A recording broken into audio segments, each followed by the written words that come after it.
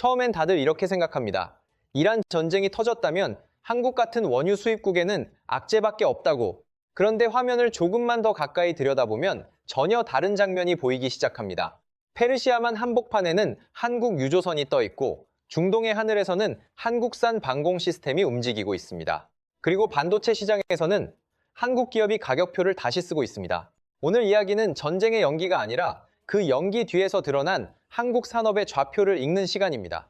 미국과 이스라엘이 이란을 공습한 직후 시장은 먼저 공포로 반응했습니다. 전쟁 발발 뒤 첫 거래일, 코스피가 열리자마자 외국인 자금은 삼성전자를 하루 만에 3조 1,967억 원어치 던졌고 SK하이닉스도 1조 2,070억 원어치 매도됐습니다. 두 회사의 시가총액에서 사라진 규모는 2천억 달러를 넘어섰습니다. 헤드라인에는 붕괴라는 단어가 붙었고 개인 투자자들의 심리도 크게 흔들렸습니다. 그런데 같은 날, 같은 시장에서 정반대의 흐름도 동시에 나타났습니다. 한화에어로스페이스는 15% 뛰었고 한화시스템은 26% 급등하며 사상 최고가를 새로 썼습니다. 다른 방산 종목도 28% 가까이 치솟으며 신고가를 찍었습니다. 전쟁은 하나의 사건이지만 모든 산업에 같은 방식으로 내려앉지 않습니다. 누군가에게는 공포이고 누군가에게는 검증이며 누군가에게는 주문서가 됩니다. 며칠 뒤에는 더 강한 장면이 나왔습니다. 아랍에미리트에 배치된 한국산 천궁이가 이란이 발사한 미사일을 실제로 요격한 겁니다. 60여 발을 쏴서 96% 수준의 명중률을 기록했다는 수치가 전해지자 시장의 시선은 완전히 달라졌습니다. 미국 패트리어트의 실전 요격률이 대체로 70에서 80% 수준으로 거론되는 상황에서 한국 무기가 전장 한복판에서 더 높은 성능을 보여줬다는 해석이 붙었기 때문입니다. 숫자는 설명보다 빠릅니다. 그리고 실전 기록은 광고보다 강합니다. 중동의 반응도 단순했습니다. 더 보내달라. 이 짧은 문장 안에 이후의 계약 가능성과 후속 수요가 모두 들어있습니다. 한국과 아랍에미리트 사이에서 거론되던 대규모 방산 협력에도 다시 불이 붙기 시작했습니다. 원래 무기 시장은 카탈로그보다 시간이 중요하고 브로슈어보다 실전이 중요합니다. 이번 전쟁은 한국 방산에 그 실전의 문장을 한 줄 추가해준 셈입니다. 비슷한 시기, 바다에서도 전혀 다른 종류의 드라마가 펼쳐졌습니다. 한국 해운사 잠금 상선이 갑자기 세계 외신의 조명을 받기 시작한 겁니다. 이유는 단순했습니다. 전쟁이 터지기 직전 이 회사는 초대형 유조선을 대거 사들였습니다. 한 척당 8,800만 달러, 우리 돈으로 약 1,170억 원에 이르는 값비싼 배들이었습니다. 그런데 그 배들이 페르시아만에 도착할 즈음 호르무즈 해협이 막히는 상황이 벌어졌습니다. 그리고 그 순간 선박은 이동수단이 아니라 돈을 찍어내는 구조물로 바뀌었습니다. 원래 하루 5만 달러 수준이던 용선료가 하루 50만 달러까지 치솟았습니다. 10배입니다. 한 척이 한 달 동안 벌어들이는 돈만 1,500만 달러, 우리 돈으로 약 200억 원에 이르는 계산이 나옵니다. 말 그대로 배가 바다 위에 떠 있기만 해도 현금이 들어오는 구조가 만들어진 겁니다. 전쟁은 길을 막았고 시장은 그 막힌 길 위에 가장 비싼 가격표를 붙였습니다. 반도체도 예외가 아니었습니다. 삼성전자는 애플의 D램 가격을 무려 100% 인상하겠다고 통보한 것으로 전해졌습니다. 원래는 70% 수준의 인상이 논의되던 분위기였지만 인공지능 수요가 폭증하는 와중에 전쟁까지 겹치자 가격의 기울기가 더 가팔라졌습니다. 많은 사람들은 여기서 전쟁만 봅니다. 하지만 진짜 핵심은 전쟁 이전에 이미 만들어진 구조입니다. 한국 메모리 기업들이 고대역폭 메모리, 그러니까 HBM 생산에 라인을 집중하면서 일반 D램의 공급이 급격히 얇아졌다는 점입니다. 예전에는 일반 D램 재고가 17주 수준으로 거론됐지만 어느 순간 이 주 안팎까지 줄어들었습니다.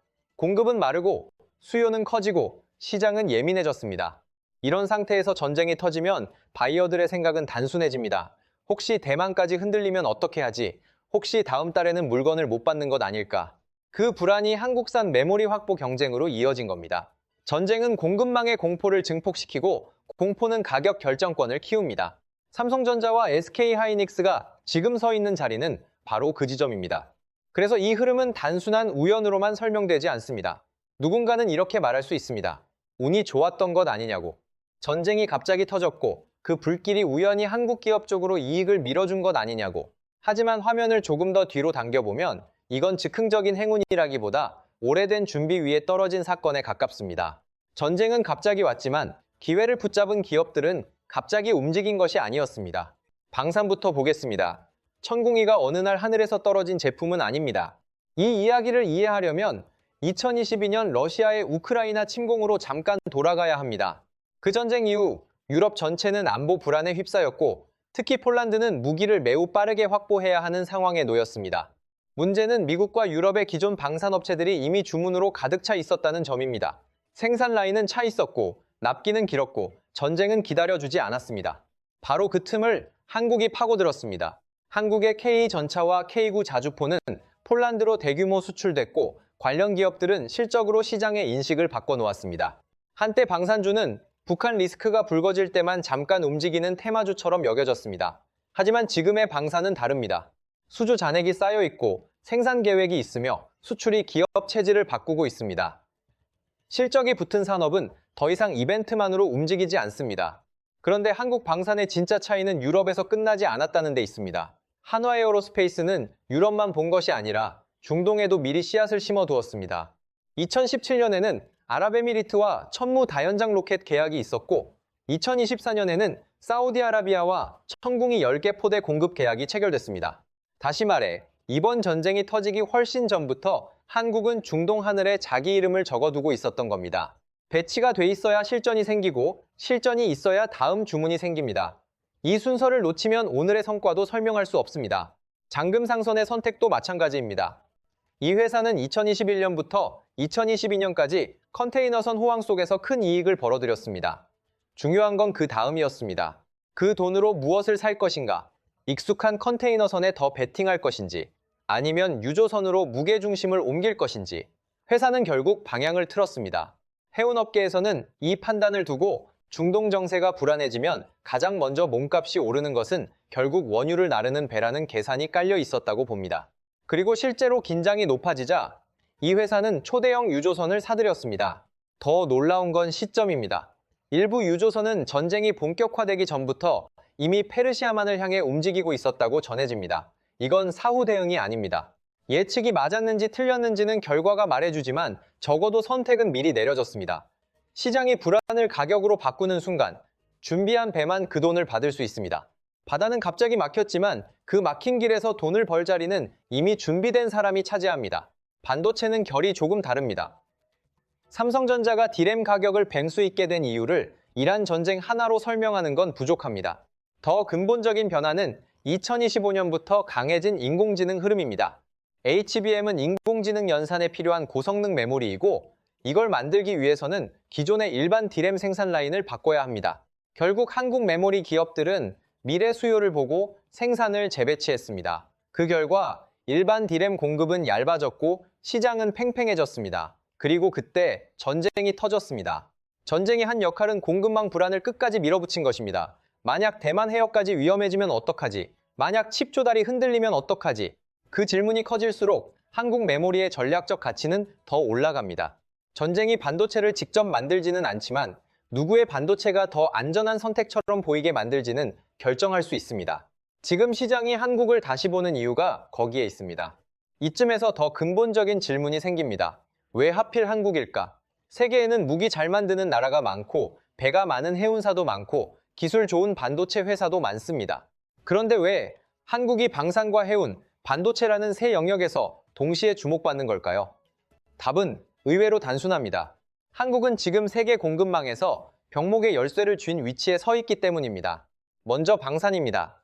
이번 전쟁에서 가장 뼈아픈 문제는 이란이 미사일과 드론을 퍼부을 때 그걸 막을 요격탄 재고가 빠르게 줄어들었다는 점입니다. 아무리 좋은 방공 시스템이 있어도 쏠탄이 없으면 무용지물입니다. 그런데 미국조차 패트리어트 재고가 넉넉하지 않은 상황입니다. 우크라이나에도 보내야 하고 동아시아에도 대비해야 하니 쓸 곳은 많고 생산은 제한적입니다. 결국 지금 중요한 건 누가 가장 빨리 그리고 실제로 쓸 수 있는 수준으로 채워줄 수 있느냐입니다. 그 질문에 한국이 답안지로 올라온 겁니다. 물론 변수도 있습니다. 한국 무기가 중동으로 수출되려면 미국의 승인 구조를 피해갈 수 없습니다. 미국은 패트리어트의 원조 공급자이면서 동시에 한국 무기 수출의 문지기 역할도 합니다. 한국이 천궁이를 더 팔고 싶어도 미국의 해외 군사 판매 승인 절차가 걸려 있습니다.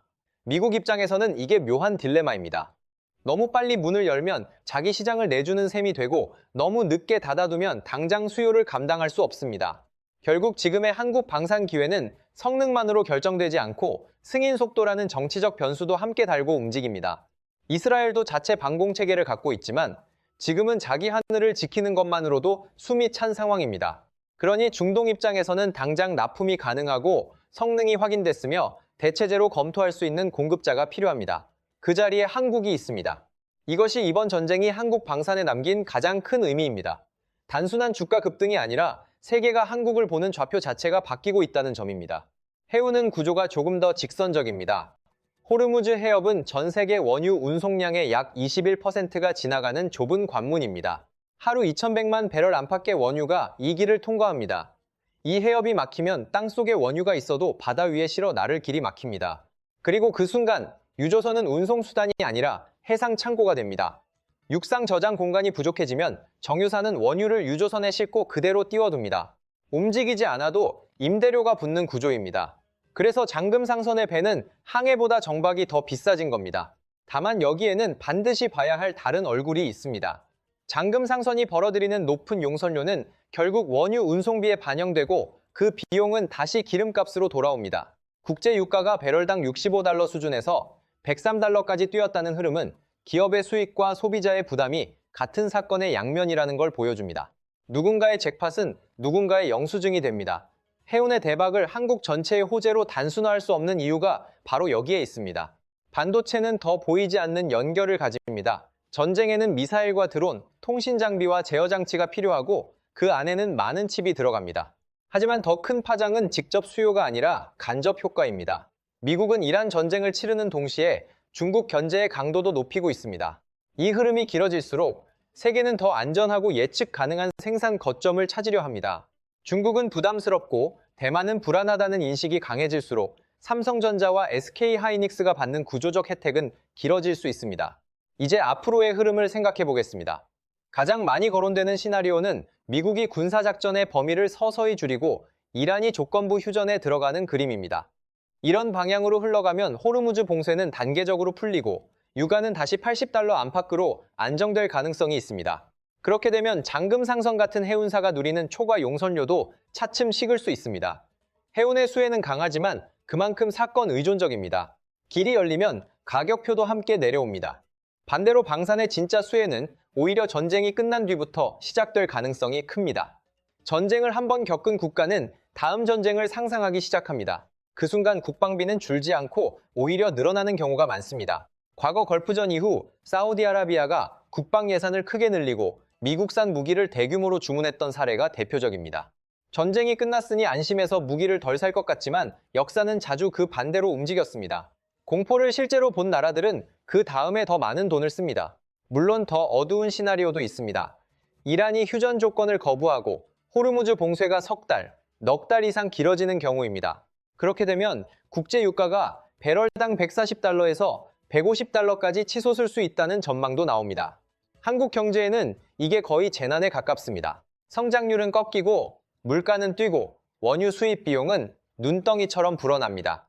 방산과 해운의 일부 기업은 돈을 벌 수 있어도 국가 경제 전체로 보면 오일 쇼크에 가까운 충격이 됩니다. 이 점을 빼면 분석이 아니라 편집이 됩니다. 또 다른 가능성은 이번 전쟁이 K방산의 중동 지배력을 한 단계 끌어올리는 발판이 되는 경우입니다. 천궁이의 실전 기록이 사우디아라비아와 아랍에미리트, 쿠웨이트 같은 걸프 국가의 후속 계약으로 이어진다면 한국 방산 수출은 연간 $100억, 우리 돈으로 약 13조 원 시대를 더 확실하게 열 수 있습니다. 과거에는 한국 무기가 실제 전장에서 검증된 기록이 부족하다는 점이 약점으로 자주 거론됐습니다. 그런데 이제는 그 빈칸에 숫자가 들어갔습니다. 96%. 이건 돈으로 사기 어려운 이력입니다. 반도체 쪽에서는 이 전쟁이 하나의 긴 슈퍼사이클을 밀어주는 변수로 작용할 수 있습니다. 핵심은 전쟁 자체보다 전쟁이 만든 공급망 재편입니다. 대만에 큰 지진이 났을 때도 삼성전자가 반사이익을 볼 것이라는 기대가 있었지만 그건 일시적인 자연재해였습니다. 지금은 다릅니다. 전쟁은 더 오래가고 지정학은 더 깊게 남습니다. 삼성전자 파운드리 수율이 개선되고 미국과 중국의 갈등이 더 거세질수록 한국 반도체의 전략적 가치는 단기 이슈가 아니라 구조적 변화로 굳어질 수 있습니다. 하지만 반론도 분명히 들어야 합니다. 가장 강한 반론은 이겁니다. 한국이 무슨 수혜국이냐는 겁니다. 한국은 원유를 전량 수입에 의존하는 나라이고 그중 상당 부분을 중동에서 가져옵니다. 유가가 배럴당 100달러를 넘기면 수십조 원의 추가 비용이 생기고 무역 수지와 환율, 물가가 동시에 흔들릴 수 있습니다. 이 지적은 맞습니다. 그래서 오늘 말하는 기회는 한국 경제 전체의 축제가 아니라 위기 한복판에서 특정 산업이 구조적으로 유리한 자리를 차지했다는 뜻으로 읽어야 합니다. 두 번째 반론은 방산수혜가 과장됐다는 주장입니다. 주가는 먼저 움직여도 계약은 늦게 오고 실제 실적으로 반영되려면 승인과 협상과 시간이 필요합니다. 미국의 승인 절차, 기술 이전 협상, 납기 조정 같은 문제는 결코 가볍지 않습니다. 전쟁이 끝나면 긴박했던 수요가 일부 식을 수도 있습니다. 이 역시 맞는 말입니다. 다만 역사를 보면 중동은 전쟁 뒤에 국방비를 줄이기보다 오히려 늘려온 경우가 많았습니다. 그래서 방산의 수혜는 단기 테마가 아니라 중장기 구조로 보는 시각도 충분히 설득력이 있습니다. 세 번째 반론은 잔금 상선의 수익이 결국 투기적 베팅의 결과라는 비판입니다. 호르무즈가 열리면 비정상적으로 오른 용선료는 급락할 수 있고 비싸게 산 유조선이 나중에는 부담이 될 수 있다는 지적입니다. 실제로 일부 선박이 해협을 통과했다는 소식만으로도 국제 유가가 순식간에 5% 내린 적이 있습니다. 이 우려도 현실적입니다. 다만 현재의 수익 구조를 보면 월 1,200억 원에 가까운 이익이 거론될 정도로 회수 속도가 빠릅니다. 원금을 비교적 빠르게 뽑아낼 수 있다면 이후 용선료가 내려가도 치명적 손실로 이어지지 않을 수 있다는 계산이 나옵니다. 결국 이번 이란 전쟁은 한국의 단순한 호재도 아니고 단순한 악재도 아닙니다. 하나의 사건이 산업마다 완전히 다른 얼굴로 번역되고 있을 뿐입니다. 방산에는 실전 검증의 문을 열어줬고 해운에는 병목의 프리미엄을 안겨줬으며 반도체에는 공급망 불안이 만든 가격 결정력을 더해줬습니다. 하지만 동시에 한국 전체 경제에는 비싼 에너지, 높은 물가, 흔들리는 성장이라는 그림자를 들이우고 있습니다. 빛과 그림자가 함께 움직입니다. 언제나 그렇듯 같은 사건은 누구에게는 기회이고 누구에게는 비용입니다. 여기서 정말 중요한 한 줄만 남기겠습니다. 전쟁이 기회를 만든 것이 아니라 전쟁 이전의 준비가 기회를 붙잡았습니다. 중동에 미리 포석을 깔아둔 방산기업, 전쟁 전에 유조선을 사들인 해운사, HBM으로 생산 체질을 바꿔놓은 반도체 기업. 사건은 갑자기 왔지만 승부는 그 전에 준비됐습니다. 위기와 기회는 원래 한 몸입니다. 둘을 가르는 것은 우연보다 정보이고 속도보다 준비입니다. 50년 전 한국은 중동 사막에 노동자를 보내며 미래를 벌어왔습니다. 그리고 2026년에 한국은 중동의 하늘에 방공체계를 세우고 페르시아만의 유조선을 띄우며 세계 메모리 공급망의 키를 쥐고 있습니다.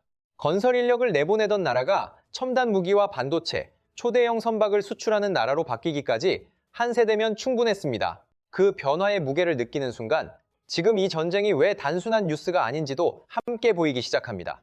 결국 시장은 사건에 반응하지만 역사는 준비한 쪽으로 기웁니다.